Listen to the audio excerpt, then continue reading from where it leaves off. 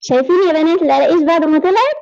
تحفة. تعملي قراقيش دايبة زي بتاعة المخابز بالظبط. تعالي النهاردة هوريكي ازاي تعمليها. بصي بقى معانا المقادير. معانا كيلو من الدقيق، كوباية ونص من اللبن أو كوباية ونص من المية زي ما انتي عايزة.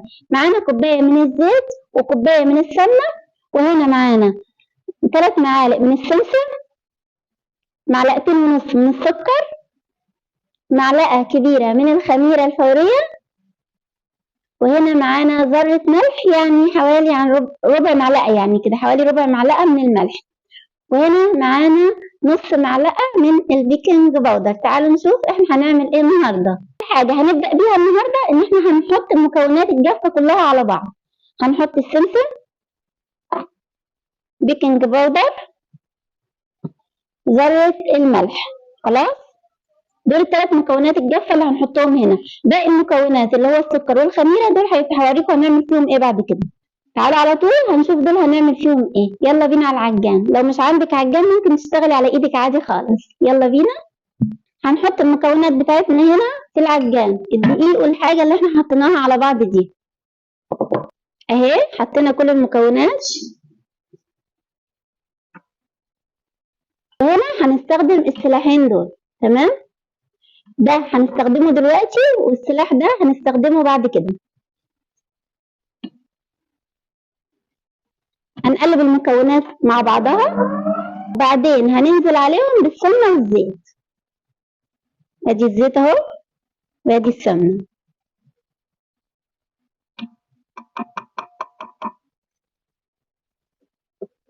الخطوة دي لازم نقلب كويس خالص عشان المكونات كلها تمتزج مع بعض. الخطوة دي ضرورية يا بنات، لازم نعملها كويس خالص ودي متوقف عليها نجاح القراقيش. بصوا بقى يا بنات، هنا الدقيق بقى ايه؟ بصوا يعني عامل زي الرمل كده. كل حباية من الدقيق متغلفة بالسمن والسكر. هنا في الخطوة دي هنحط اللبن بتاعنا وتعالوا شوفوا احنا هنعمل ايه في اللبن.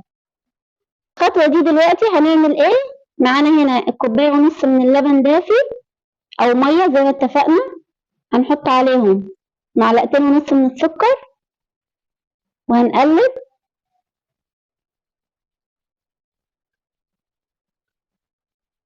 وهننزل عليهم بعد كده بمعلقة الخميرة الفورية.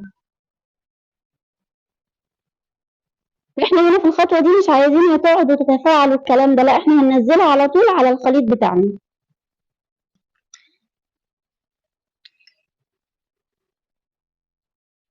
ننزل بكمية اللبن بالخميرة كلها مرة واحدة.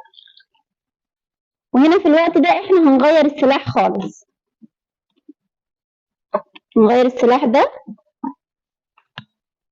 وهنركب السلاح ده.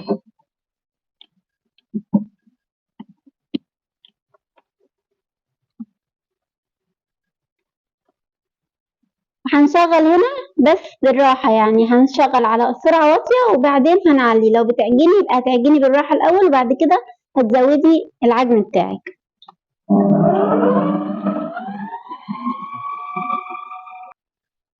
وفي المرحلة دي بتخليها تاخد وقتها خالص في العجن، يعني ممكن تاخد 7 دقايق 8 دقايق كده يعني. تعالوا نشوف القوام بتاعها وصل ازاي معانا. بصوا هو عامل كده، وهو القوام لازم يبقى كده ولازم يبقى مفرفت كده لان هو فيه كمية كبيرة من الدهون يعني. تمام. خلاص كده ده القوام اللي احنا عايزين نوصل له. وهنا هنلم العجينة كده كلها على بعضها. هنلم العجينة بتاعتنا كلها على بعضها ونسيبها تختمر لمدة ساعة. وبعد ساعة هنشوف احنا هنعمل فيها ايه. وعلى فكرة العجينة لما بيبقى فيها دهنيات كتير مش بترفع خالص، يعني لما نرجع لها تاني مش هنلاقيها رفعت، وهي بتبقى متفتتة كده بالمنظر اللي انتوا شايفينه ده. يلا بينا. كده بقى يا حبيبة قلبي هسيبها تختمر لمدة ساعة وبعد ساعة هنشوف احنا هنعمل فيها ايه. وعلى فكرة العجينة بتاعت القراقيش مش بتخمر خالص، يعني هنرجع لها تاني هنلاقي حجمها زي ما هي كده. تعالوا نغطيها بمفرش سيليكون. انا هغطيها بالمفرش السيليكون ده، ولو مش متوفر عندك المفرش السيليكون تقدري ان انت تغطيها باي كيس بلاستيك. وفي الوقت ده هنبتدي نقطع العجينة بتاعتنا. خلاص هي كده عدى عليها ساعة، تعالوا نشوف بقى هنقطعها ازاي. يعني اختمرت هي شوية، يعني رفعت شوية. ننزل العجينة بتاعتنا كده اهو.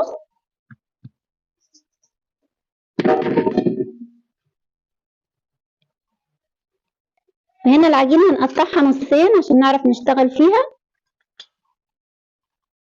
نشتغل أول حاجة في أول نص كده اهو.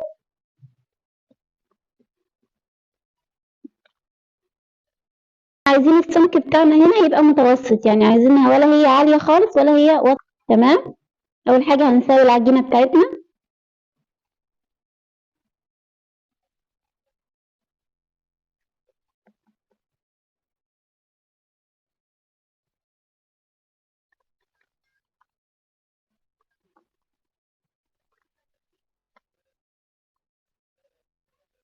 هنقطعها بميلة كده اهو.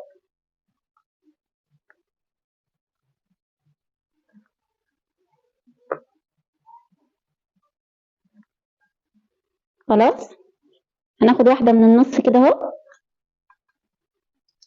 هناخد واحدة كده اهو.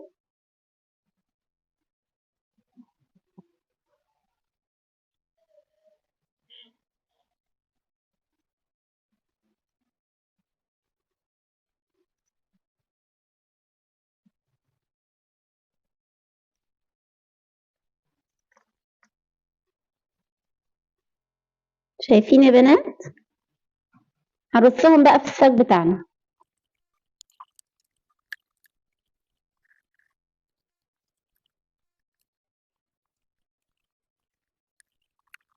بعد ما خلصنا كده خلاص هنسيبه لمدة 10 دقايق. بعد كده هندخله الفرن على درجة حرارة 190 على الرف الوسطاني. بصوا يا حبايب قلبي، دي الكمية اللي طلعت من كيلو من الدقيق. الصاج الكبير اللي هو بتاع الفرن وصاجين تانيين صغننين. تمام. سيبناهم اختمروا لمدة 10 دقايق، وبعد ما اختمروا هندخلهم الفرن على درجة حرارة 190 على الرف الوسطاني.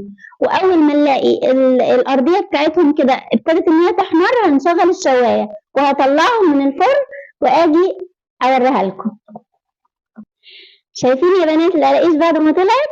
تحفة. يلا بقى جربوها وقولوا لي إيه رأيكم. باي باي.